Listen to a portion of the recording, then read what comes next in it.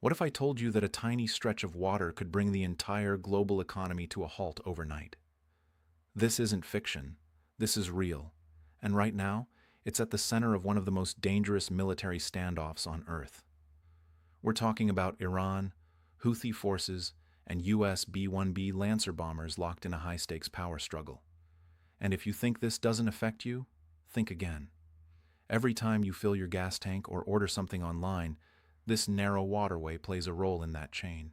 Stay with me, because this story escalates fast. And if you're new here, welcome to World Military Update, where we break down real global conflicts, military strategy, and the weapons shaping today's world. Make sure to like and subscribe so you don't miss what comes next. Let's start with the basics. Where exactly is this critical nukta? At the southern end of the Red Sea lies a narrow passage called the Bab el-Mandeb Strait. It sits between Africa and the Arabian Peninsula, and at its narrowest point, it's only about 18 miles wide. That may not sound small, but here's why it matters. Nearly all shipping between Europe and Asia through the Suez Canal must pass through this choke point. We're talking about millions of barrels of oil every single day, along with cargo worth billions of dollars. Now imagine that route being disrupted or completely shut down. That's the kind of leverage we're dealing with here. And that's exactly why Iran and its allies have been focusing on this region for years. Now let's talk about the key players, the Houthis. The Houthis are a militant group based in Yemen, locked in a brutal civil war since 2014. But over time, they've evolved far beyond a local force.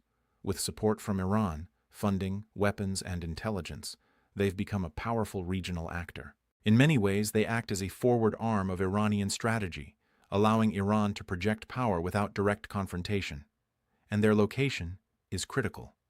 They control large parts of Yemen's coastline, right next to the Bab el-Mandeb Strait.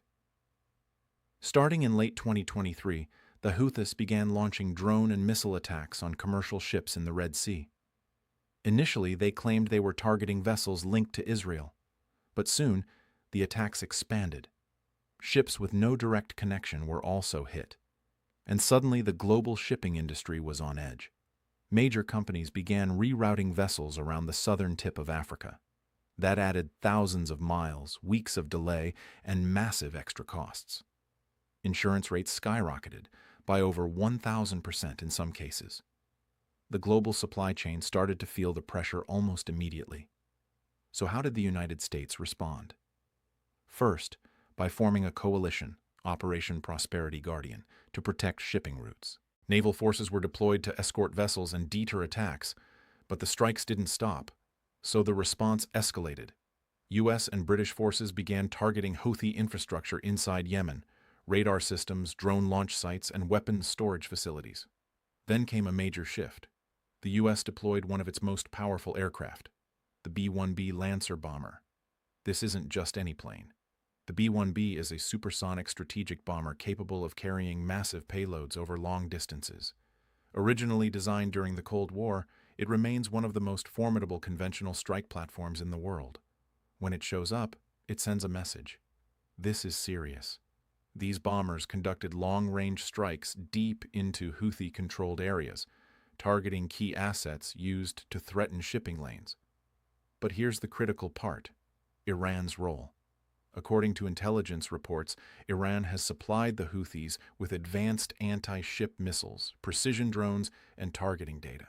This isn't random escalation, it's strategy. Military analysts describe it as a multi-front pressure approach. Iran supports different groups across the region, stretching its adversaries across multiple conflict zones at once. And the Bab el-Mandeb is one of the most important fronts in that strategy. Because controlling, or even threatening, this choke point gives enormous leverage. Think about it. Countries like Saudi Arabia, the UAE, Egypt, Israel, and the United States all depend on this route staying open. If it's disrupted, the consequences ripple across the global economy. Energy prices rise, shipping slows, costs increase worldwide. So what happens next? That's the question policymakers and military leaders are trying to answer right now. Airstrikes alone haven't stopped the Houthis. They've proven resilient, adapting, dispersing, and continuing operations despite heavy bombardment. Yemen's terrain makes things even harder. Mountainous regions allow fighters to hide equipment and regroup quickly, and as long as supply lines from Iran remain active, the threat doesn't disappear. Meanwhile, the economic impact continues to build. Some ships are returning to the Red Sea under military protection, but many are still avoiding it entirely. And those added costs? They're being passed on to people everywhere. This isn't just a regional conflict anymore.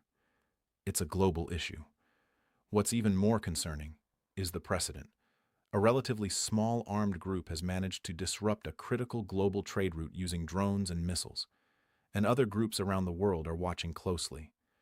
The question now is whether the international community can find a long-term solution, or if this becomes the new normal.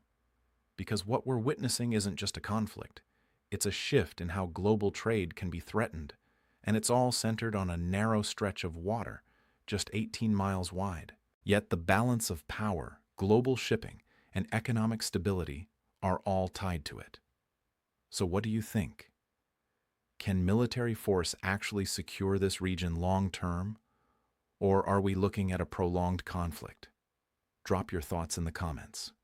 And if you found this breakdown useful, share it.